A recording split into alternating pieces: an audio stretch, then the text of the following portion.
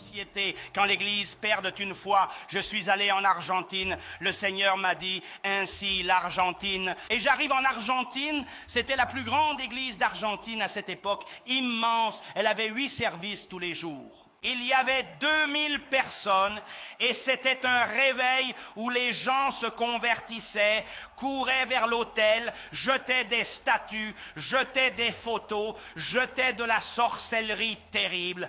Et quand je suis entré dans cette église, le Seigneur me dit que ce pasteur prêche là-bas, il couche avec la secrétaire, après qu'il termine ici. Et j'ai dit, Seigneur, c'est pour cela que tu m'as envoyé, parce que je dois le lui dire.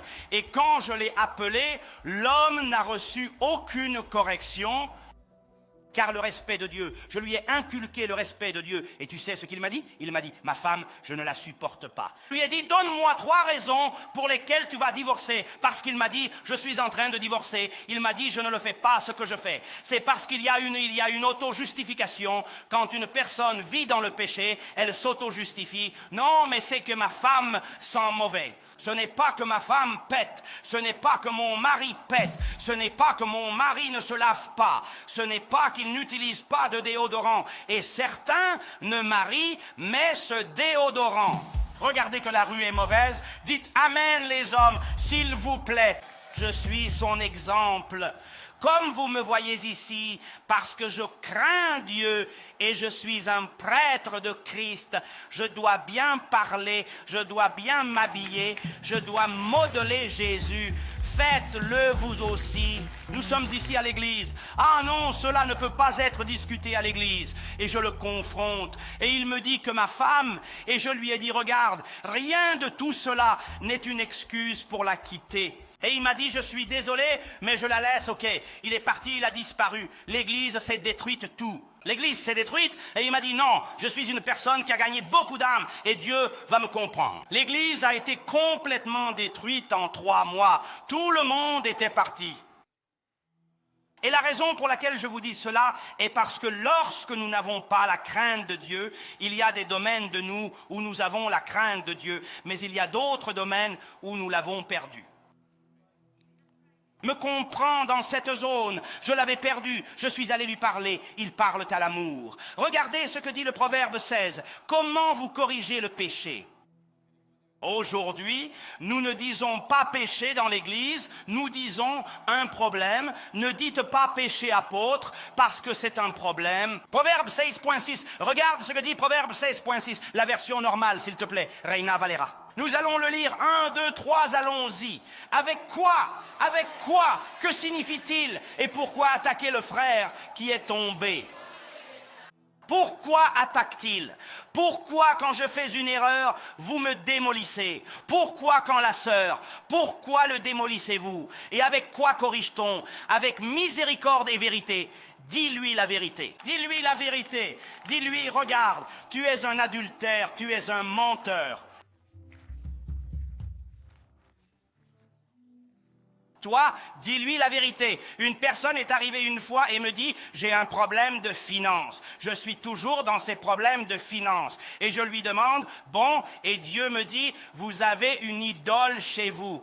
Et je lui dis, tu es sorti de la sorcellerie? Il dit oui. Je suis sorti de la santeria et j'ai un grand San Lazaro chez moi. C'est que ma grand-mère me l'a donné.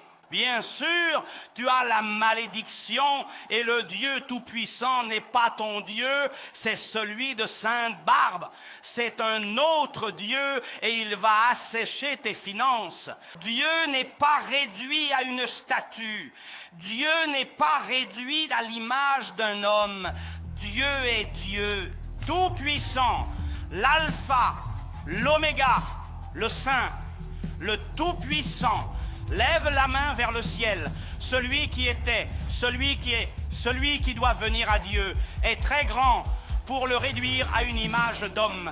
Il y a des services dans les églises où tout ce qui est discuté concerne le pasteur de lui et moi, et moi, et moi, à une affaire impliquée. Ici, ce n'est pas pour parler de moi, c'est pour parler de Jésus. Alors quand la société avec miséricorde et vérité corrige le péché, si ce frère a une rancune contre toi, approche-toi de lui et dis-lui: pardonne-moi, frère, pour ce que je t'ai fait, s'il te plaît. Pardonne-moi, parle-lui pour lui dire la vérité. Ne laisse pas passer la chose. Ne hais pas le péché quand, avant d'acheter ce temple, la personne qui s'occupait de biens immobiliers m'a dit: j'ai un temple pour vous. Nous avions 3000 personnes à cette époque, nous avions 5 services dans la quarantaine. Et à ce moment-là, je suis allé à Cuba pour prêcher. Quand je suis revenu, il m'a dit: je vais te faire le financement, je te le trouve. Et quand je reviens, il me dit: j'ai le financement. Je dis: apôtre, oui. Il dit oui. Et je dis: montre-moi. Et avant de le voir, le Seigneur me dit: il a exagéré les chiffres. Il me dit qu'il ment. Regardez-moi s'il vous plaît. Il a exagéré et mis des chiffres incorrects. Et il m'a dit que je ne bénis pas cela. J'ai dit: Seigneur, pardon. La Bible dit que la crainte de Dieu nous délivre du piège de la mort. Il y a des pièges dont tu te serais libéré si tu avais craint Dieu. Mais comme tu n'avais pas la crainte de Dieu, tu es tombé dans le piège. Et quand je vois les papiers, et je lui ai passé un savon, et je lui ai dit: ne me fais plus rien, je ne veux plus, je ne vais pas te utiliser, je chercherai ailleurs. Le lendemain, le propriétaire de la synagogue, un juif, m'a appelé, il m'a dit: je te finance comme tu veux, tu me paies comme tu veux, je te finance. Dieu a ouvert la porte. Il y a beaucoup de portes qui sont fermées parce que nous-mêmes, nous avons toléré, et je vais entrer dans ce domaine, beaucoup de parents tolèrent le péché et l'impudence de leurs enfants. Eh bien, ce sont des jeunes, ils couchent avec sa petite amie, mais ils sont jeunes, vous ne comprenez pas, vous êtes un vieux. Si la Bible l'appelle péché, la Bible l'appelle fornication, aidez-moi s'il vous plaît. Là, dans ma maison, l'alcool n'est pas toléré. Dans ma maison, le vin n'est pas toléré. Dans ma maison, il y a des règles. Ici, on vit avec la loi. Quand le roi Jésus est là, il y a des règles ici, il y a la loi. Et ici, personne ne peut monter à la chair parce qu'il en a envie. Ici, il y a de l'ordre. Lève ta main vers le ciel et dis: ordre. Donc, je termine avec ça. Je ne sais pas où je suis. Je termine avec ça. Une société sans frein. Je veux que nous allions, s'il vous plaît, à ceci qui cause qu'une fois que la personne, en comment ça s'appelle, 2 Timothée chapitre 3, verset 3, la traduction normale, je veux que vous voyiez la version Reina Valera et que vous voyiez un mot qui est celui qui décrit tout ce dont je vous parle. Regarde s'il te plaît. Cessons les hommes, je viens de le dire, mais en grec qui est la même chose, cela l'amplifie juste pour mieux le comprendre, parce que c'est la langue originale, mais ce n'est pas que la Bible est mal écrite. Elle est écrite parfaitement de la Genèse à l'Apocalypse, sans affection naturelle, implacable, allons calomniateur, intempérant, levez votre main et dites-le. Ne lève pas la main. Tout, je veux que tu vois ce mot intempérante parce que cela correspond à ce que je suis en train de t'enseigner, le but de cette frayeur, de cette surprise, de cette frayeur que Dieu met dans notre cœur. La première chose quand j'ai eu des problèmes, et il y a eu des moments où je dis que je laisse tout et je pars et la peur me vient. Une fois, je conduisais. Combien d'entre vous ont eu ce moment qui disent: je lâche tout et je laisse tout? Non, ici, c'est parfait. Ici, jamais. Vous, c'est toujours une victoire sainte. Rabataka, levez la main. Combien d'entre vous ont été déprimés? Qui se sentent seuls? Hey, je suis un être humain. Comme vous, j'ai été. Je sais ce que c'est d'être persécuté, rejeté. Et j'ai eu un moment, et je dis, je jette l'éponge. La belle-mère, combien d'entre vous en ont déjà marre? Non, non, ok, levez la main. Combien d'entre vous ont atteint un moment de dépression, de solitude, et vous dites que vous laissez tout, et soudain, cette peur arrive. Et une fois, je conduisais sur l'autoroute et je dis, Seigneur, parce qu'on vient de me trahir, 30 vieilles, c'était la première église, ils ont commencé à protester devant l'église juste parce que je croyais en la libération. Et on commençait à m'attaquer. Et j'ai dit, Seigneur, ces vieilles, je les ai aidées, je les ai libérées, je les ai guéries. Je laisse tout. Et le Seigneur, j'ai entendu dans la voiture, m'a dit, ne me dis plus jamais que tu vas tout laisser tomber parce que je te tue. Merci, pasteur, merci, pasteur. Le reste ne m'écoute pas. Ici, écartez-vous ici. Écoute ceci, Dieu a beaucoup investi en toi, Dieu a beaucoup investi en moi, Dieu a investi des ressources, du temps. Moi, j'ai beaucoup investi en toi, en toi, en toi, en toi. J'ai investi en vous tous. Dieu a investi et Dieu dit maintenant, pourquoi vouloir revenir en arrière? Je vais le dire comme disaient les Cubains, pour en arrière. En arrière, ni même pour prendre de l'élan. Dieu dit, si tu me reviens en arrière, je te transforme en poule parce que j'ai besoin de toi pour ce temps et que ce que Dieu a, la peur, et Dieu m'a dit, ne me dis plus jamais parce que je te ramène à la maison. Il m'est venu à l'esprit, Seigneur, une fois la mère de mon père spirituel, l'épouse 85 ans, et elle a adressé une réclamation à Dieu. Elle a fait un reproche à Dieu. Elle a dit, je me suis mariée avec cet homme pour en profiter et je n'en ai pas profité. Et elle lui a dit, maintenant, je le veux pour moi. Et pourquoi a-t-elle dit cela? Dieu lui a dit, cet homme n'est pas à toi. Cet homme est à moi. Et il a dit, j'ai tout investi en lui. Quand Dieu commence à faire quelque chose de beau avec nous. Et là, le diable t'attend avec le piège parce qu'il veut détruire tout ce que Dieu a fait dans ta vie. Et elle dit qu'elle a eu une frayeur. Au bout d'un an, en bonne santé, sans être malade, elle est tombée morte et Dieu a dit à mon père, personne ne me défie, ce qui est à moi, je le défends. Ta main vers le ciel.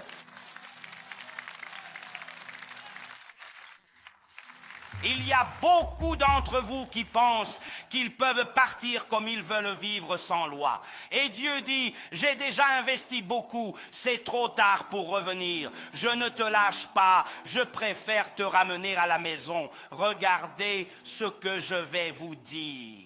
Cette parole intempérante, dites-le s'il vous plaît, cette parole intempérante est le mot incontinente. Ils ont mis là-bas, mais c'est intempérante. Souviens-toi que je te l'ai dit et dit cette société, quand la peur... Qu'est-ce qui m'empêche de pécher? Qu'est-ce qui m'empêche de vivre saintement? Je crains Dieu. Je ne change pas Dieu pour de l'argent. Je ne change pas Dieu pour rien. J'aime Dieu de tout mon cœur, mais je le crains aussi. Et quand cette frayeur s'en va, quand cet étonnement, cet effroi s'en va, il dit que ces hommes vont être intempérants. Ce mot signifie les personnes qui ont perdu le contrôle de soi. Une personne qui manque de contrôle.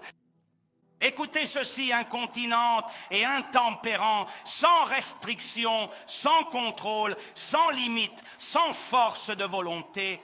La capacité de dire non, quand la crainte de Dieu, celle qui te donne le courage de dire non au péché et au mal, c'est la crainte de Dieu. Quand elle disparaît, tu ne peux pas dire que tu ne pêches pas facilement. Ces hommes intempérants n'ont ni la force ni la capacité de dire non, des personnes qui ont perdu le pouvoir sur elles-mêmes. sans autocontrôle, sans restriction. À la fin, ce type de vie te mène à la destruction, que c'est important, la crainte de Dieu. Maintenant, regarde comment ils perdent le contrôle de la bouche.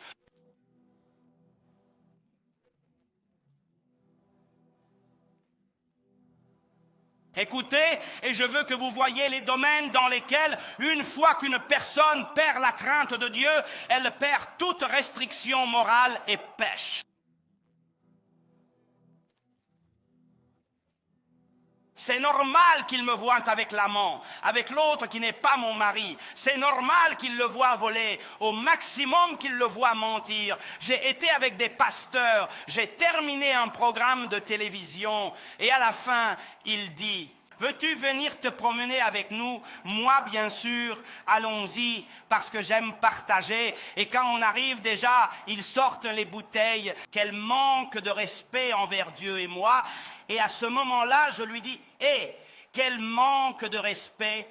C'est ça, que tu vas m'offrir de l'alcool à moi. Je suis un homme de Dieu, mais aujourd'hui c'est facile que les gens croient. Maintenant, on te dit que le pasteur est un ivrogne et tu le crois parce que tu as perdu la crainte de Dieu. Ceci est puissant, non ma fille? Où est celui qui m'a dit puissant? Oui, parce qu'ici on ne m'a rien dit. Ce genre d'indulgence décrit une personne incapable d'arrêter de manger. Je l'aurais touché une vache sacrée.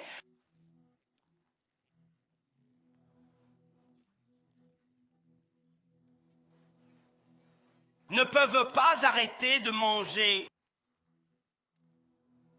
Dieu qui est silence, parce que l'Église s'est arrêtée de manger. Le sucre te tue, le sucre. Arrête de manger du pain, riz, glucides, pommes de terre, bananes frites parce que cela te tue. Mais tu ne peux pas dire non au patacone, au talot. C'est que le Seigneur comprend que j'ai besoin de quelque chose pour remplir ce petit corps. Quand la crainte de Dieu n'a même pas de contrôle sur ce que tu manges. Deux, incapables d'arrêter de dépenser de l'argent.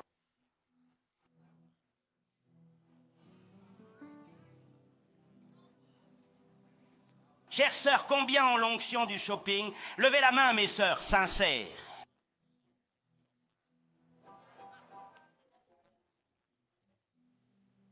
Merci ma fille, le reste ici, toutes celles qui sont devant, je sais qu'elles sont accros au shopping, mais ne lèvent pas la main. Écoutez, dépenser de l'argent, c'est un esprit. Quand les gens n'ont pas la crainte de Dieu, tu achètes tout ce qu'on te met devant. Tu as perdu la crainte de Dieu. Tu dépenses 300 $ dans ces baskets. Mais à l'heure de l'Église, elle donne toujours le billet froissé. Où est la crainte de Dieu? Incapable de contrôler ses émotions.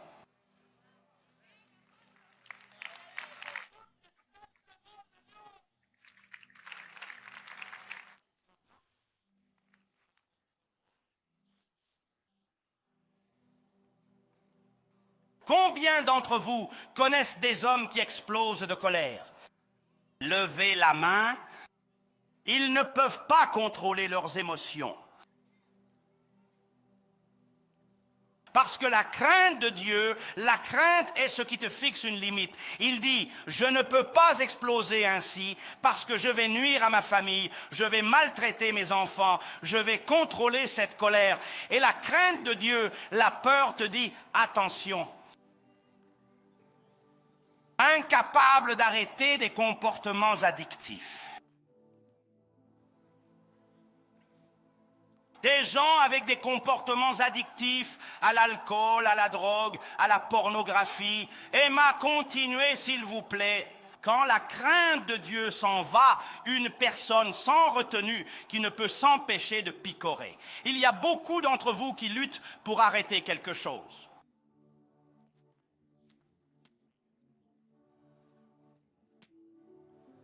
Parce que c'est la crainte de Dieu qui est la seule à l'empêcher de se gratter.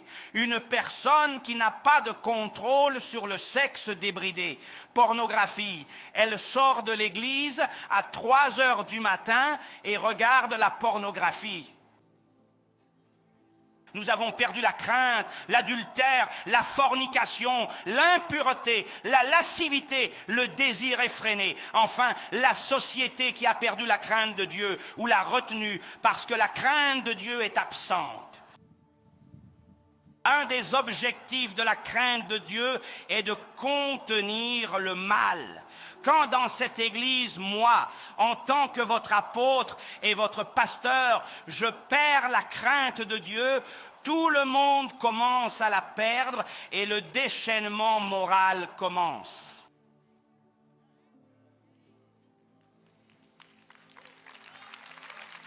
Quand moi, en tant qu'homme de Dieu, je crains Dieu, je suis craintif de Dieu.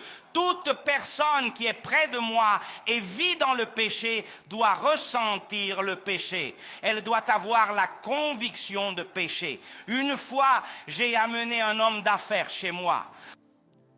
Et moi, je n'y étais pas. Je l'ai laissé chez moi et il a dormi dans mon lit. Et je l'ai fait exprès. Je ne donne mon lit à personne, mais je l'ai fait exprès parce que je savais que cet homme était dans le péché. Il est resté dormir dans mon lit et la prochaine fois, il m'appelle le matin et dit « Qu'as-tu mis dans ton lit ?» Et moi, comme « Qu'as-tu mis ?» Il m'a dit « Je sens que je vais mal.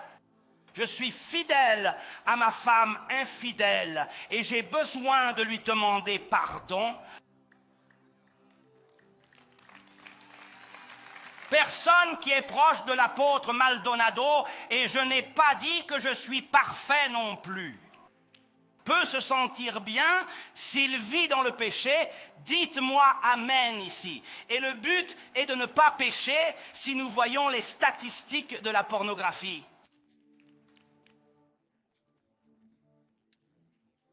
C'est terrible dans l'Église, terrible même pour les jeunes, nos enfants. 105 milliards par an seulement aux États-Unis, 10 000 et 12 000 milliards de personnes dépensent dans la pornographie et le trafic en ligne. 42 milliards de visites, principaux consommateurs aux États-Unis, au Japon, en Inde et au Canada. Et pourquoi ont-ils perdu la crainte de Dieu? Si vous avez la crainte de Dieu, vous allez ressentir une frayeur à voir des femmes nues à minuit. Vous allez dire, je crains Dieu et je ne veux pas déplaire à Dieu. Je vous pose une question. Combien d'entre vous reçoivent la parole que je viens d'enseigner, le verset humain? Oh, qu'est-ce que c'est